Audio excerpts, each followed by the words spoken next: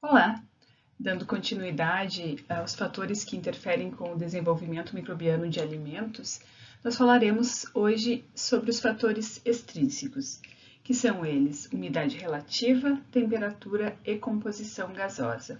Como eu comentei na última aula, alguns autores trabalham interação microbiana como fator intrínseco e outros como fator extrínseco.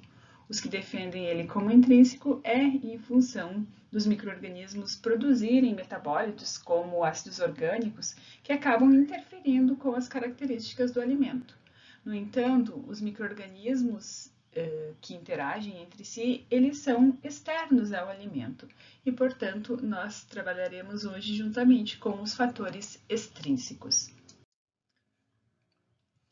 Aqui estão elencados todos os fatores, intrínsecos e extrínsecos, todos não, mas os principais, os que mais influenciam no desenvolvimento microbiano, com destaque para a atividade de água, conforme falei na semana passada, que é o principal fator intrínseco que controla o desenvolvimento microbiano, seguido pelo pH.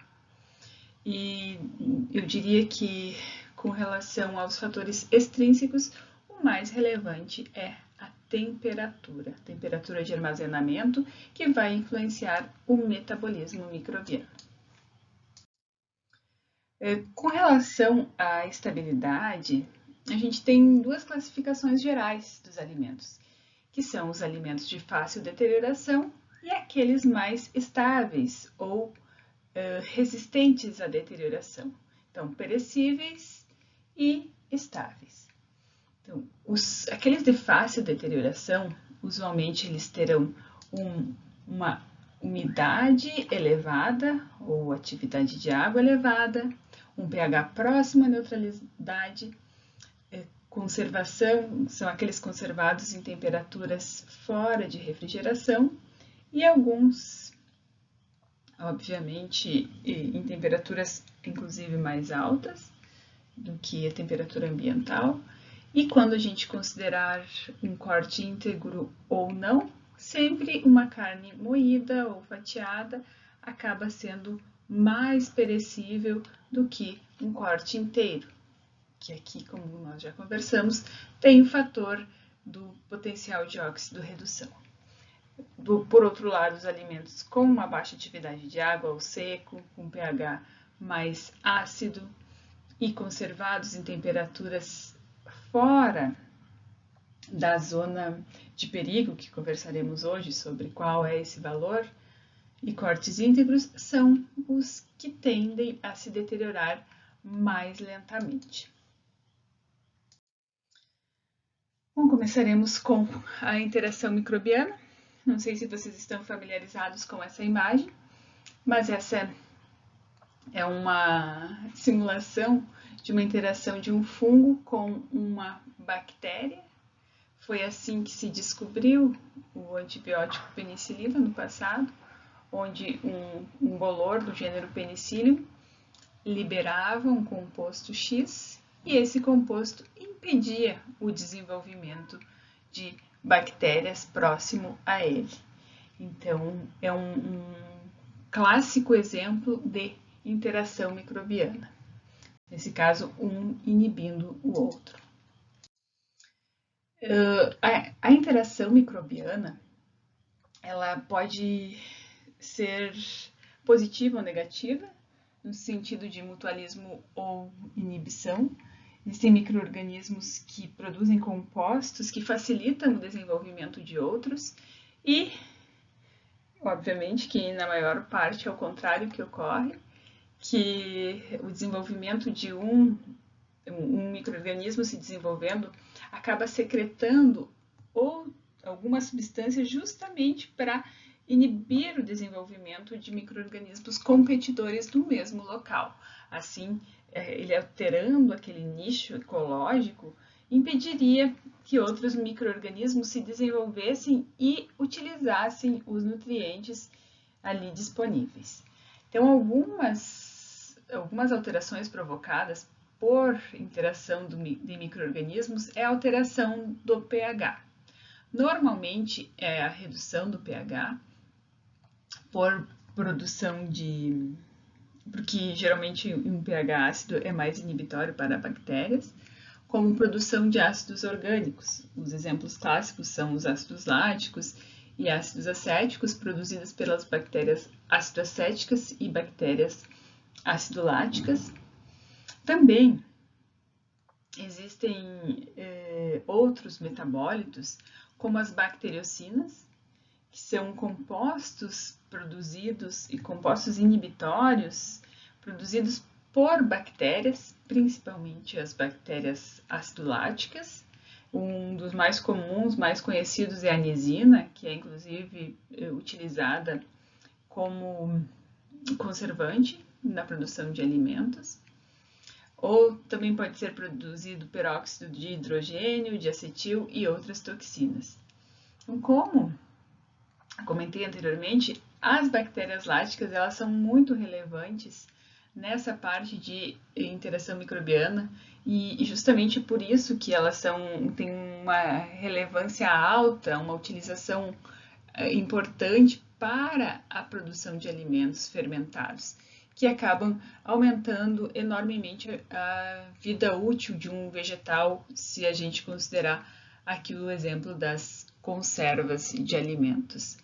Então, elas produziriam ácido lático e mesmo bacteriocinas que inibem ou mesmo eliminam. Quando a gente fala em inibição, não necessariamente destrói, inativa, mas pelo menos impede que outros micro-organismos, que a população de outros micro-organismos aumente ou que outros micro-organismos se multipliquem.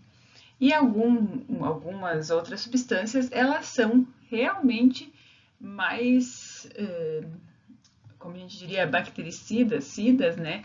São capazes de destruir os micro-organismos presentes. Aqui um exemplo que é sobretudo coliformes. Talvez alguns de vocês ainda não estejam familiarizados com o nome de coliformes, mas o exemplo clássico é a Escherichia coli, ou vocês provavelmente já ouviram falar nos antigamente chamados coliformes fecais, ou agora denominados coliformes termotolerantes, que são bactérias relacionadas com o trato gastrointestinal e muitas vezes são utilizados como indicadores de contaminação por fezes ou indicadores de higiene, ou falta de higiene no caso. Enfim, também a interação microbiana pode interferir com o desenvolvimento de uma população devido à competição por nutrientes, visto que quando um micro-organismo está se desenvolvendo sobre um alimento, ele não está ali se desenvolvendo para estragar o alimento. Vocês têm que imaginar a ótica do micro-organismo, que ele está ali naquele alimento em busca de nutrientes para a sua multiplicação, para o crescimento da sua população. Então, se uma população se multiplica mais rapidamente, como eu comentei para vocês, que as bactérias têm um tempo de geração mais curto que o menor que o dos fungos, então elas competem, utilizam mais rapidamente. A partir do momento que esgota os nutrientes, aquela curva de crescimento, ela já não estará mais na fase log de multiplicação intensa, mas chegará lá na fase estacionária, que é quando o número de micro-organismos que cresce, que se multiplica, é o mesmo que morre, tá? Então, e o declínio dessa curva muitas vezes ocorre justamente por esgotamento de nutrientes ou por acúmulo de metabólitos tóxicos, tá? E conforme eu já havia mencionado aqui do ácido lático, que é um tipo de ácido orgânico, que é uma das formas que os micro-organismos agem para inibir outros. Claro, se a gente considerar aquela imagem inicial de um fungo, também nós temos os antibióticos produzidos por espécies fúngicas que podem se desenvolver também em alimento. Esses produtores de antibióticos são indesejáveis na área alimentícia, já destaco isso, mas podem se desenvolver e interferir com a multiplicação de outros. Por que é indesejável o desenvolvimento de uma espécie produtora de antibiótico? Então, vocês imaginem que um produtor de penicilina, se desenvolve na superfície de um salame. E eu sou alérgico à penicilina. Então, eu consumindo aquele salame, eu posso ter uma reação anafilática a ele. Ou ainda, se a quantidade de antibiótico produzida é baixa, esse consumo de baixas concentrações vai alterar minha microbiota e pode fazer com que os micro-organismos no meu corpo ou mesmo no ambiente acabam desenvolvendo uma tolerância, uma resistência a esses antibióticos. Aqui eu já havia iniciado brevemente falar sobre os ácidos orgânicos, que é justamente a forma não dissociada, que é a maior, a quantidade não dissociada, vocês são químicos, entendem mais do que eu, essa parte de dissociação, mas quanto mais baixo o pH, maior a quantidade de moléculas de ácidos fracos ou ácidos orgânicos não dissociados. E são justamente essas não dissociadas que são solúveis na membrana celular. E com isso, elas penetram facilmente para o interior de uma célula. Então, mas vocês vão, obviamente, afetar o transporte de substrato, fosforilação oxidativa, inibem o transporte de elétrons e também causam acidificação no interior da célula. Então, todas essas alterações no metabolismo energético, são alterações bioquímicas, elas se devem justamente pelo acúmulo de ácido no interior da célula. Vocês imaginem uma célula. Então, no exterior dessa célula está um meio ácido, mas a gente sabe que no interior de uma célula o pH deve ser mantido o máximo próximo à neutralidade. Então, começa a entrar essas moléculas não dissociadas, só que quando elas chegam no meio externo, está um pH de 4,5, quando elas chegam no interior da célula com esse pH 7, o que acontece? Elas se dissociam, né? A partir do momento que elas se dissociam, elas vão liberar um ânion e, obviamente, o hidrogênio. E nesse momento, o que acontece? Ela já não consegue mais fluir livremente ou facilmente pela membrana. E daí, justamente, vai haver uma disruptura desse metabolismo e o acúmulo de ânions também tem um papel relevante para a atividade antimicrobiana desse sistema. Por quê? Aqueles que conseguem ser metabolizados mais facilmente, por exemplo, um ácido cítrico que pode entrar no ciclo do ácido cítrico ou tricarboxílico, ou ciclo de Krebs, ele vai gerar energia. Então, por isso o ácido cítrico não é tóxico, por exemplo, a fungos. Mas, se a gente estiver falando de um ácido acético, o acetato ele não é metabolizado. Então, esse ânion vai se acumular e vai acabar destruindo a célula, por isso é utilizado como um conservante, ao passo que o ácido cítrico é amplamente utilizado na indústria alimentícia como acidulante ou quelante, mas não tem ação antimicrobiana, por assim dizer. Nesse trabalho feito pelo nosso grupo, está demonstrado a suscetibilidade de algumas espécies de aspergilos ao ácido acético em diferentes pHs, valores de pH. Então, o que vocês precisam observar aqui? Nesse gráfico, tem um mesmo fungo, ele foi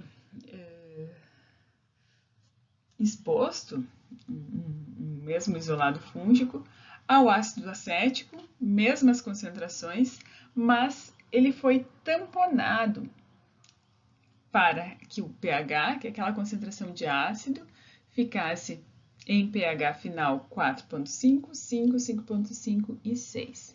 Então, vejam, vamos nos centrar aqui nessa espécie que é o Aspergillus carbonários, extremamente relevante na produção de ocratoxina em vinhos. Então, vejam, num pH de 4,5, aqui vamos considerar que fosse 50, em torno de 50 milimolares era o que inibia o crescimento desse fungo. Mas, se esse pH passasse a 5, então é meio ponto de pH, a concentração inibitória já ia para 100, dobrava. Quando eu aumento mais meio ponto esse pH, já vai para 200, aumento mais meio ponto, 400.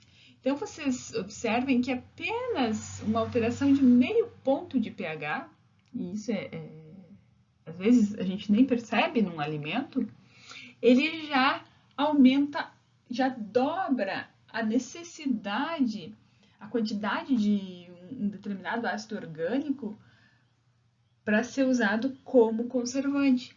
Por isso que quando nós falamos lá na parte do pH, que eu enfatizei que pH não afeta o crescimento de fungo, mas ácido orgânico sim. O ácido orgânico pode afetar, então são coisas distintas. O ácido orgânico já entraria na parte de conservantes, tá bem? Então é importante vocês perceberem isso, que não é apenas o pH, mas a ação do ácido orgânico. E no caso, boa parte desses ácidos orgânicos é de origem microbiana. Então, muitas vezes, os micro-organismos justamente utilizam a produção de ácido orgânico como forma de levarem vantagem competitiva. Enfim, seguindo, determinadas bactérias, como o Staphylococcus aureus e o Clostridium botulinum, são relevantes como produtoras de toxinfecções alimentares. A gente vai ver lá nas aulas finais. Elas são competidoras pobres. Elas não conseguem se desenvolver em alimentos com concentração elevada de outros micro-organismos. E tampouco que é o caso de alimentos crus, como carne, pescado, verduras folhosas. Eles justamente vão ganhar destaque em situações em que um determinado processamento eliminou competidores. Eu vou usar aqui o exemplo do Staphylococcus aureus. Staphylococcus aureus, talvez vocês lembrem da microbiologia básica, ele é um micro-organismo que está comumente presente nas mãos, no cabelo, no nariz das pessoas. E, portanto, essas pessoas são manipuladores de alimentos. Muitas vezes, durante a produção de um determinado alimento, tem etapa de cozimento. Então, eu estou fazendo um creme para rechear um bolo, e eu cozinho.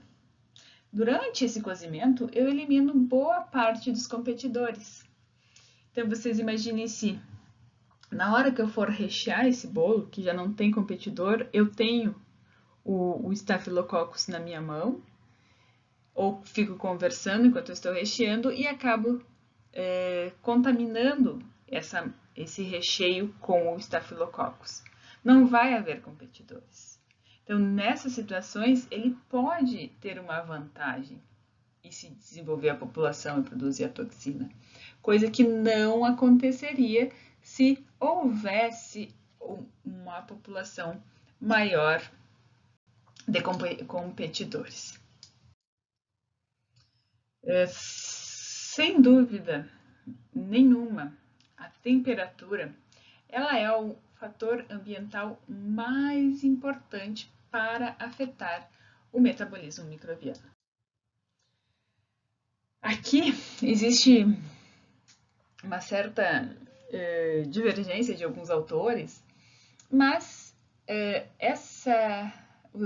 a temperatura de conservação tem extremos que são considerados como seguros, seja ele alta ou baixa, e a zona de perigo. Então, alguns autores dizem que essa zona de perigo é 5,55, outros consideram até de 5 a 60 graus. A questão é que entre 5,55, vamos tomar, ou 5,60, a multiplicação microbiana é máxima. A maior parte dos micro-organismos que tem relevância para a deterioração ou para a produção de doenças transmitidas por alimentos se multiplica muito bem nessas condições. Ou seja, se eu estou pensando em conservação de alimentos, eu jamais devo manter um alimento por períodos prolongados nessa temperatura. Quer dizer, se eu estou num buffet, sempre a temperatura é esperado que esteja acima de 55, 60 graus. E, da mesma maneira, se for os frios, que essa temperatura esteja abaixo de 5 graus. Tudo isso minimizaria o problema de alimentos. Então, vamos tomar como referência essa zona de perigo entre 5 e 55 e evitar ao máximo a manutenção de alimentos. Com relação à temperatura de crescimento, isso só para relembrar a microbiologia básica, os micro-organismos eles são classificados em termófilos, que são aqueles que crescem no mínimo em temperaturas de 35 e 45, tem um ótimo entre 45 e 65 e um máximo entre 60 e 90. Este grupo é relevante somente para crescer em situações de muito abuso de temperatura, como a gente fala. Geralmente, eles não têm capacidade de crescer em temperaturas ambientais. E raramente um estoque de uma indústria ou de um supermercado atinge essa temperatura acima de 35 graus, que é o mínimo para ele começar a crescer. Então, mais adiante a gente vai falar sobre um termo que é esterilização comercial, que não é uma esterilização verdadeira, que justamente podem sobreviver esse grupo dos termófilos, mas que eles não têm relevância, porque o alimento, espera-se que ele não seja mantido nessas temperaturas tão altas que permitiriam o desenvolvimento desses, principalmente deteriorantes. É importante que vocês saibam que quanto maior for a mínima de crescimento, maior será a máxima, obviamente, mas também maior vai ser a temperatura necessária para a inativação. Esses micro-organismos, que são os psicrófilos, capazes de crescer em temperaturas de refrigeração e até início de congelamento, eles são facilmente inativados em temperaturas abaixo de 100 graus. Mas termófilos não, são vários minutos ou com pressão mais alta, em temperatura bastante alta para que a população seja eliminada. Enfim, os mesófilos são os tradicionais. Maior parte dos patogênicos e também dos deteriorantes se classifica nesse grupo, que tem como mínimo temperatura de crescimento entre 5 e 25 e a ótima entre 25 e 40. E máxima tende a ser próximo a essas temperaturas. Então, vejam, se a maior parte dos micro-organismos relevantes está nessa faixa, que é aquela faixa que eu falei no slide anterior, da zona de perigo, então não devo manter. Por quê? Porque é nessas condições que essa população vai aumentar. Os psicrófilos, a maior parte são deteriorantes, como bactérias a gente destaca pseudomonas.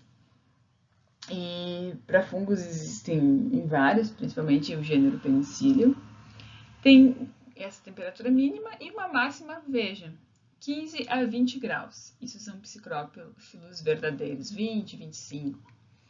E existe uma outra classe relevante, que são os psicrotróficos, que eles têm uma temperatura de crescimento mínima similar à dos psicrófilos, mas a temperatura máxima de crescimento deles é próxima da temperatura de mesófilos. Então, esses aqui são um problemão quando eles acontecem.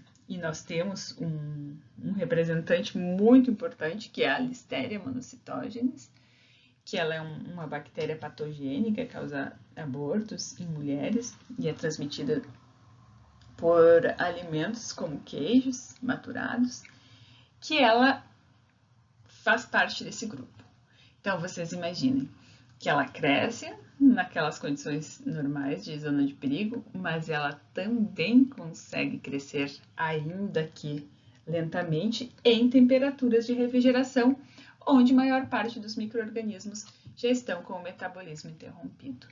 E, nesse caso, a questão para controle é prevenção, mas cada vez mais as indústrias estão enfrentando esse problema, tanto indústrias de carnes, embutidos, inclusive indústria de lácteos, não somente queijos, mas também sorvete, visto que ela acaba contaminando o ambiente, se desenvolvendo em ralos e acaba chegando até o alimento através do ar.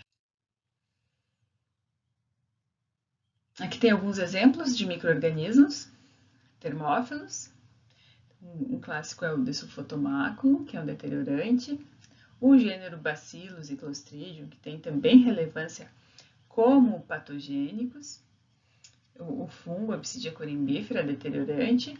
Mas são poucos, para não dizer raros, os patógenos, tá? Então, um destaque principalmente para gênero Clostridium e Bacillus, esporulados, aeróbico, anaeróbico.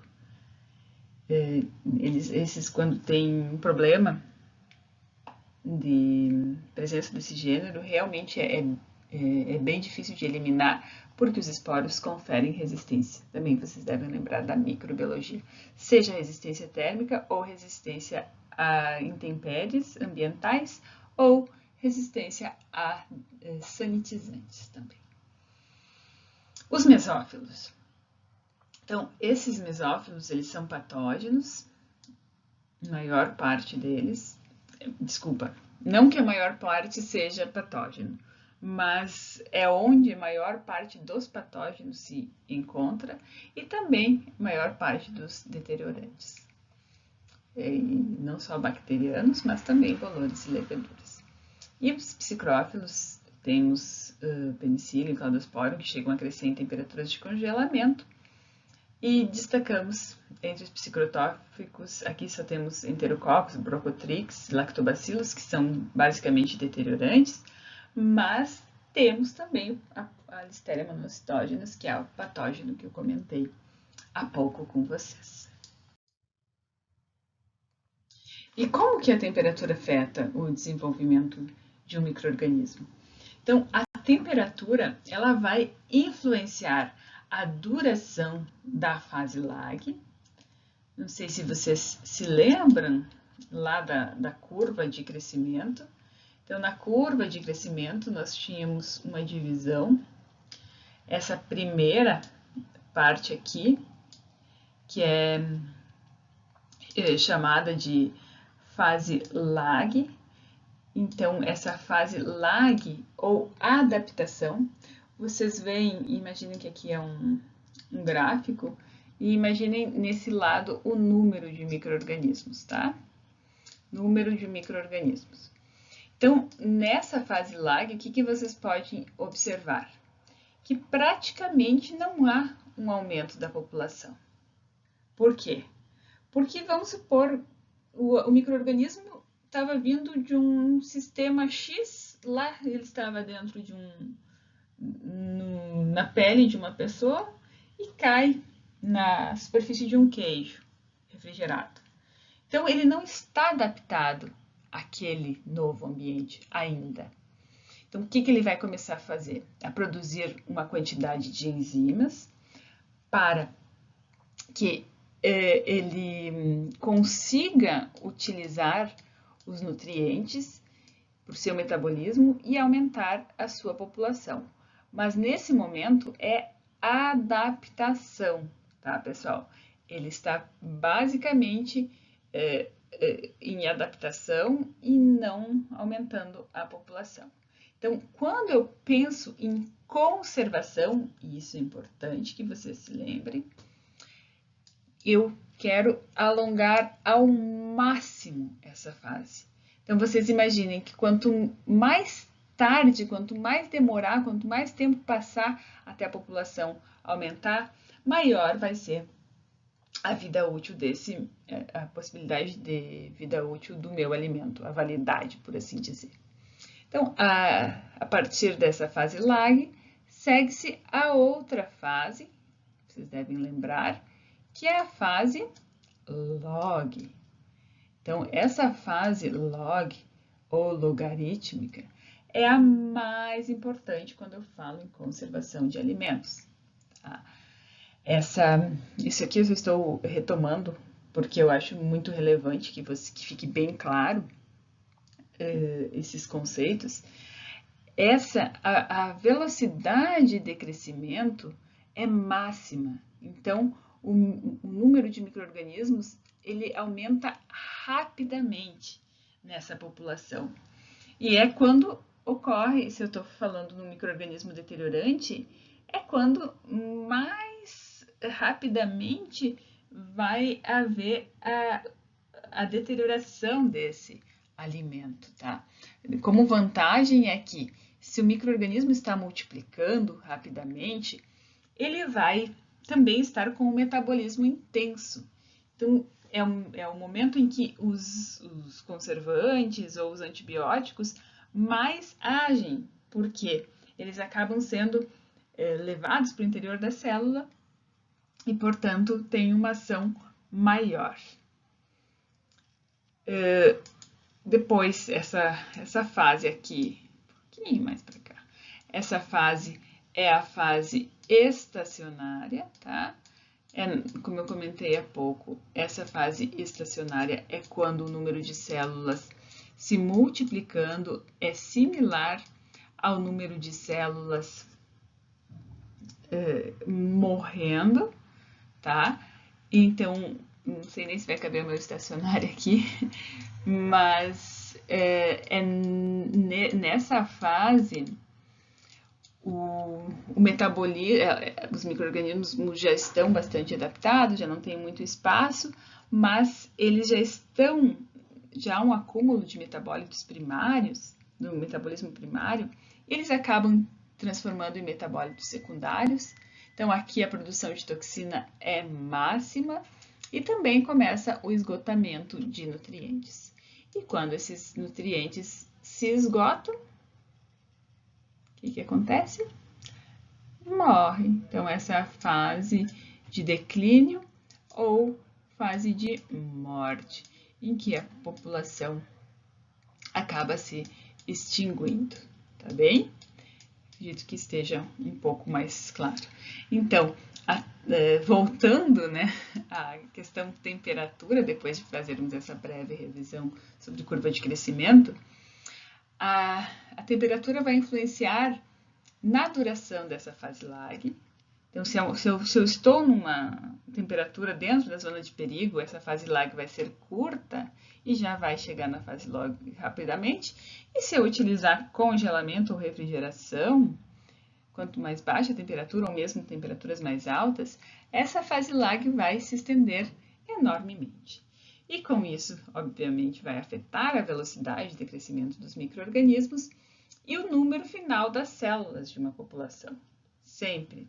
Esses fatores, eles não têm como dissociá-los. Uma coisa vai influenciar na outra. E também, obviamente, que a temperatura vai afetar a composição química e enzimática da célula em virtude das expressões gênicas conforme a necessidade. E uma das coisas é justamente a composição química das paredes que nós logo veremos. É o que acontece, por exemplo, como eu comentei na membrana, que os micro-organismos se adaptam para que eles consigam continuar multiplicando-se em situações de frio. Aquele exemplo que eu comentei lá nos termófilos, psicrófilos, sobre adaptação lá no slide anterior, é justamente em função das enzimas, que aquelas que funcionam melhor em temperaturas baixas, elas já vão se desnaturar em temperaturas brandas. E se elas se desnaturam, acaba o metabolismo e o micro-organismo é eliminado. Como adaptação, então, ocorre um aumento do conteúdo de ácidos graxos poliinsaturados na membrana. Por que os poliinsaturados? Lembre-se que quanto maior o número de insaturações em um ácido graxo, mais líquido ele fica líquido, em estado líquido, ainda em temperaturas mais baixas. E quanto mais saturado ele for, temperatura ambiental já vai ficar saturado. Então, quando começa um alimento é colocado em temperaturas baixas, esses micro-organismos, para continuarem se multiplicando, eles precisam fazer essas alterações. Vocês imaginem como uma célula microbiana um balão. Então, às vezes a gente pensa que é um balão sólido, que não há uma troca. Só que não. Imaginem que essa borda do balão seja um gel, porque tem que haver as trocas. E esse gel tem gorduras. Então, quanto mais frio, a gordura vai ficar mais impermeável e com isso dificultar as trocas. Por isso que é necessário essa adaptação para a multiplicação. E algo que eu só vou comentar brevemente, que o congelamento ele afeta a atividade de água. Por quê? Quando a gente fala em atividade de água, você se lembra? Água disponível.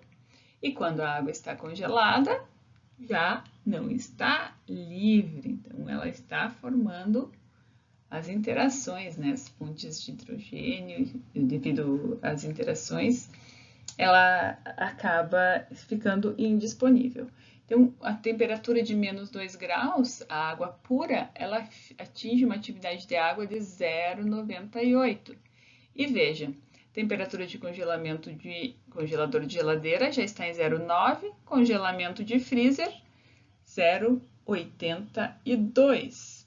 Então, nessa atividade de água, já não há crescimento da maior parte das bactérias. Quem ainda consegue crescer nessa atividade de água são basicamente bolores, embora daí ainda entre a questão temperatura. E no calor, o que acontece?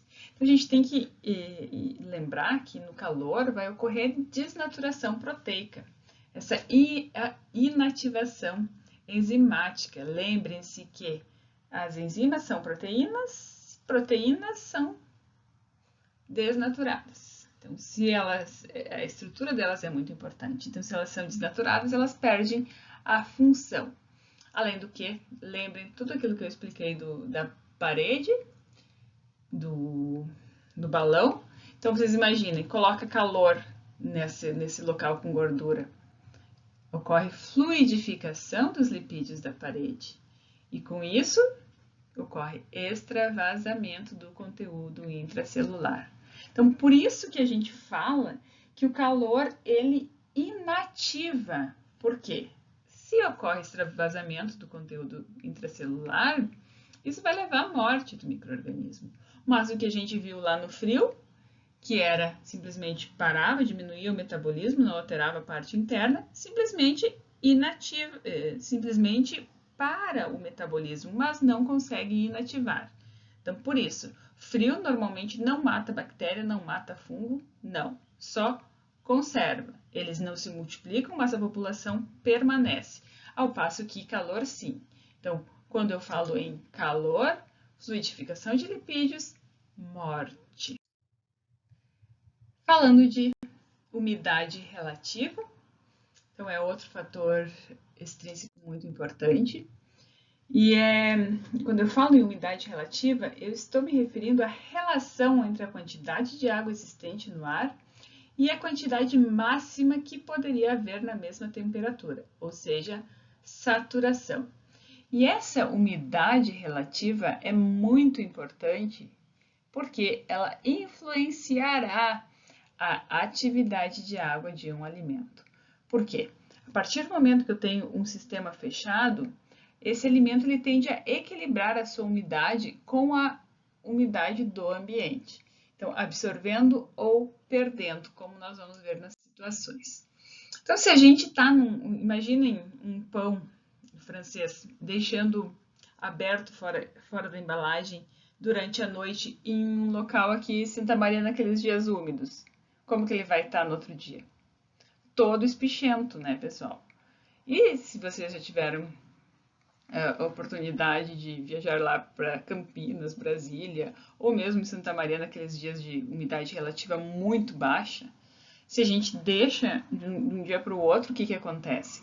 Aquele pão fica como se fosse um pão torrado. Por quê? Nesse caso, o pão ele vai ceder água para o ambiente para entrar em equilíbrio e nesse caso ele vai absorver o excesso de água do ambiente, ficando borrachudo, espichento, tá? Então, nesse caso, isso vai influenciar a estabilidade desse alimento, porque nesse caso vai reduzir a atividade de água dele, reduzindo a atividade de água ele fica mais estável, aumentando a atividade de água ele fica mais suscetível à deterioração.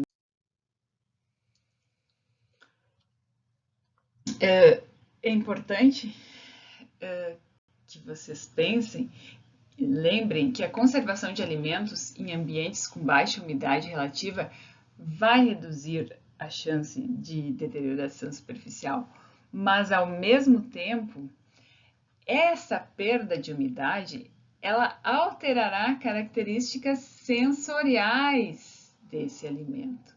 Então, quando a gente fala em carne e queijo, eles ficarão com a superfície ressecada e os vegetais e as frutas murchas. Se vocês conservarem as coisas na geladeira sem colocar em embalagem, vocês já devem ter observado essas situações.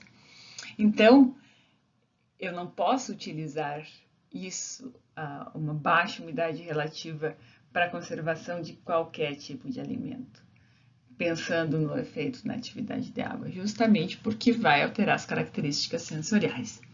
Mas, nesses casos, eu posso trabalhar com a alteração da atmosfera gasosa, ou seja, composição gasosa desse ar, para retardar o crescimento superficial sem que eu diminua a umidade relativa desse produto. Porque ninguém gosta de comer um alimento fresco, por exemplo, um vegetal fresco, murcho.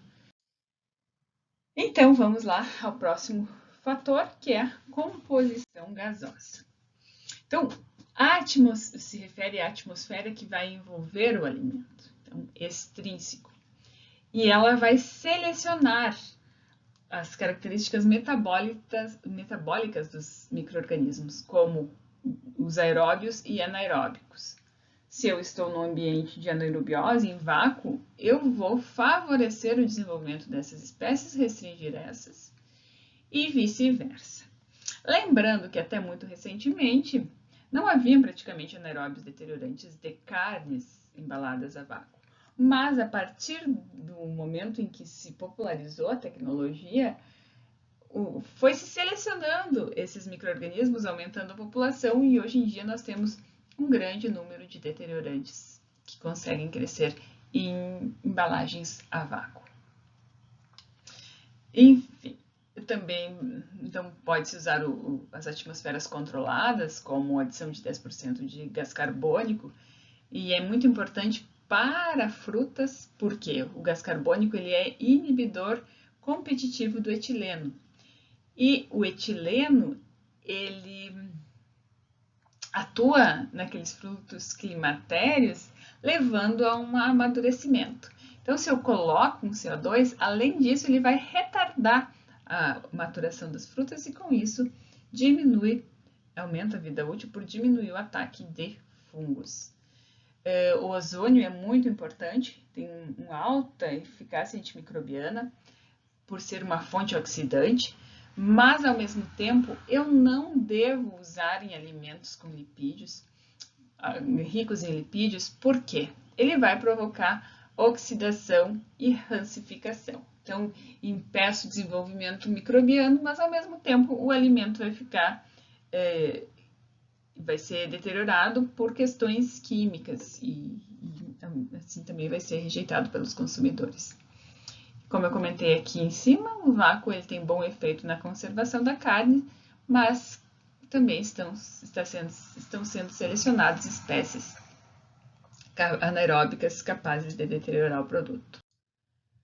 Então, aqui é um exemplo de uma atmosfera modificada, tá? Então, que é bem diferente do que aqui, que é um Clostridium gazigenes.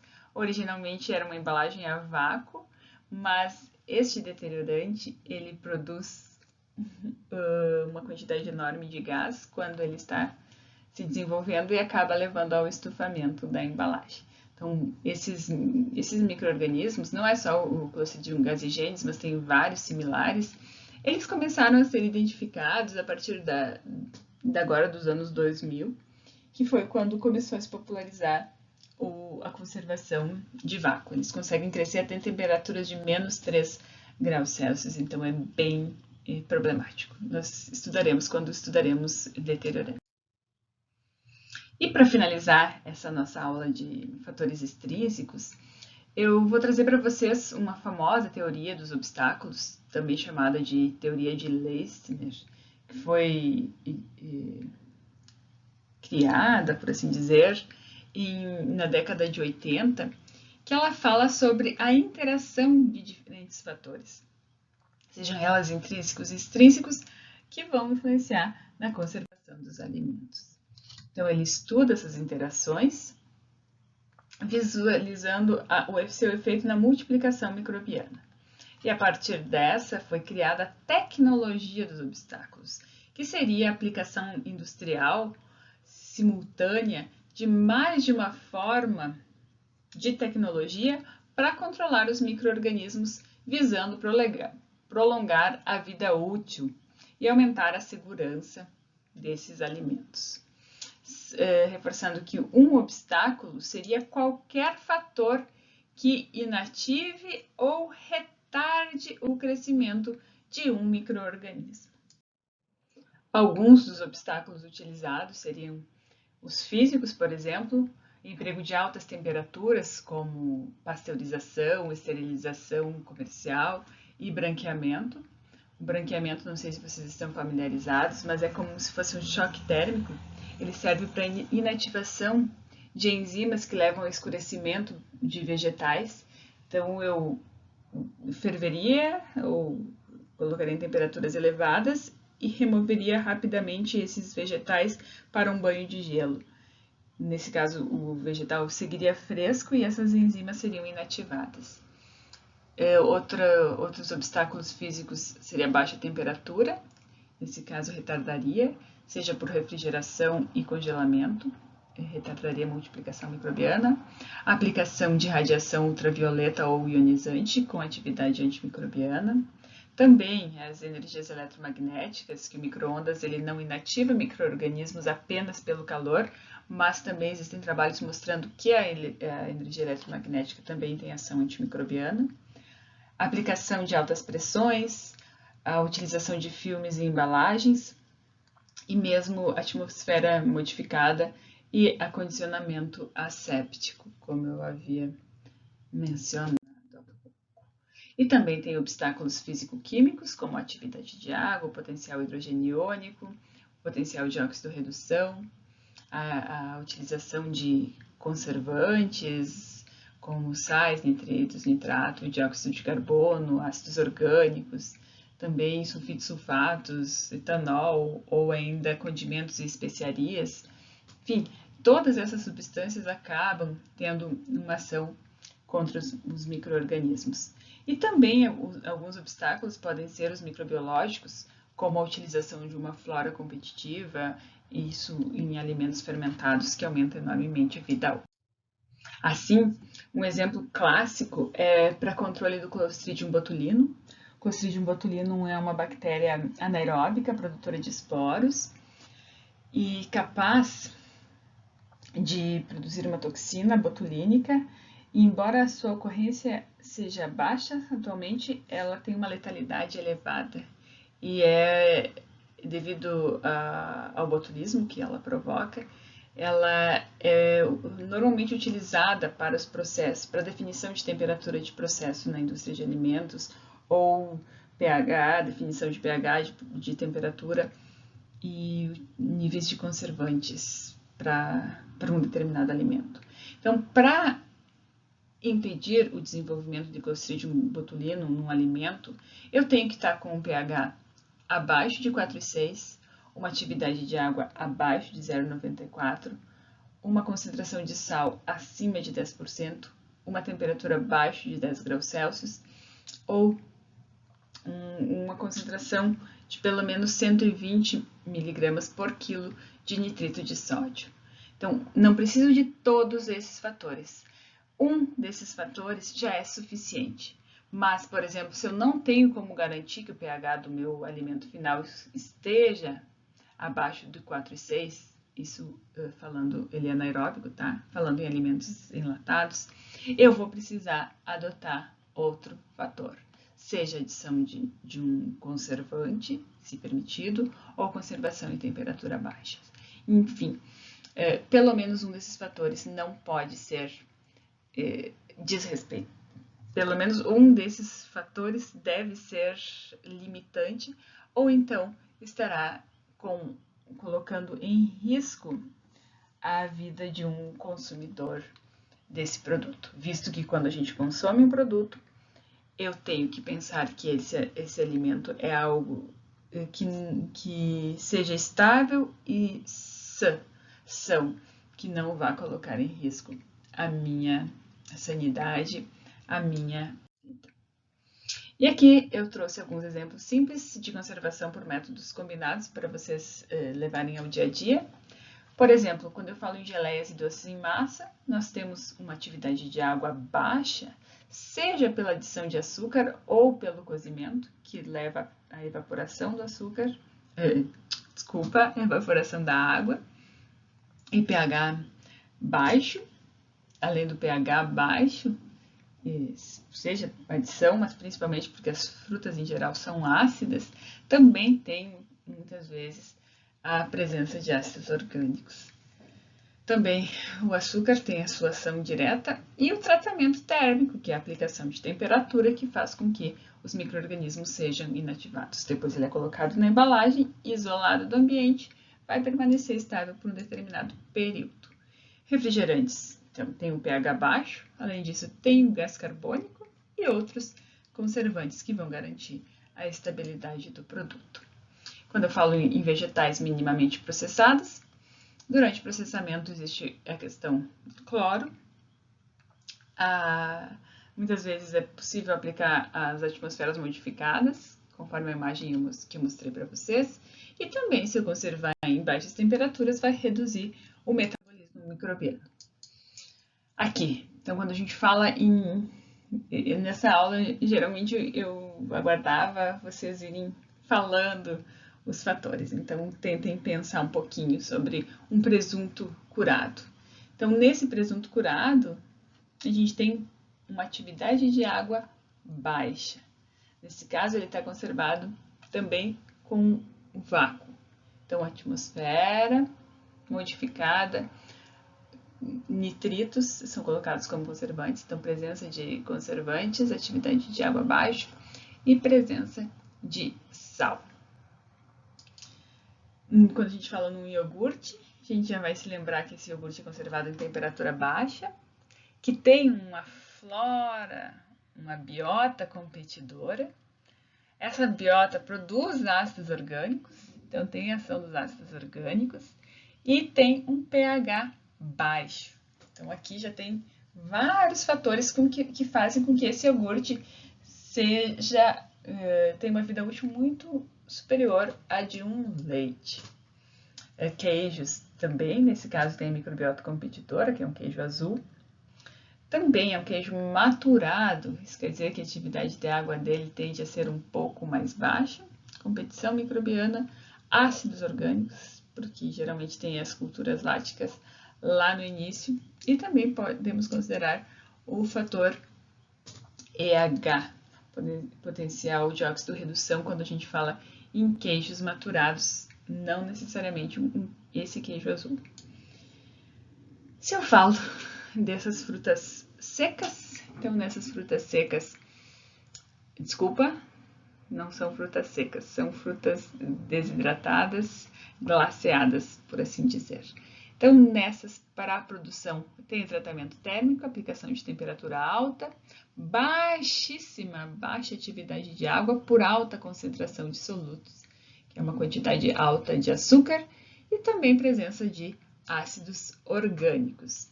E quando a gente fala no famoso chucrute para os descendentes de alemães, então é um repolho fermentado, né? Tem uma alta concentração de sal já para restringir os micro-organismos, população competidora, então interação microbiana, bactérias ácido-láticas, presença dos ácidos orgânicos, que é o ácido lático, fazem com que esse produto seja estável. Então, eu acho que com isso vocês podem pegar qualquer alimento e refletirem sobre os fatores que levam que garantem a sua estabilidade, ou maior ou menor, e assim definir se um alimento precisa ser conservado em refrigeração ou não. E lembrando que a data de validade de um determinado alimento, ele é definido pela indústria produtora, visto que ela faz o acompanhamento dessas características do alimento, do comportamento desse alimento em diferentes situações, para saber quanto tempo ele ficaria viável e seguro para um consumidor. E estável também. Enfim, nas últimas aulas nós conversamos na aula passada e nessa aula, sobre os fatores intrínsecos e extrínsecos que controlam o desenvolvimento microbiano em alimentos. É bem importante que vocês visualizem a interação desses diferentes fatores no dia a dia. E como eu comentei, espero que vocês tenham compreendido bem essas duas aulas, porque são uma das aulas mais importantes para a disciplina. Se vocês entenderem bem a interação desses fatores, a influência deles no metabolismo microbiano, vocês não terão dificuldade para compreender a aula de deterioração e mesmo a aula de doenças transmitidas por alimentos. Se vocês tiverem dúvidas, deixem os comentários ou aqui, ou me enviem através do Moodle ou por e-mail. Tá? Muito obrigada.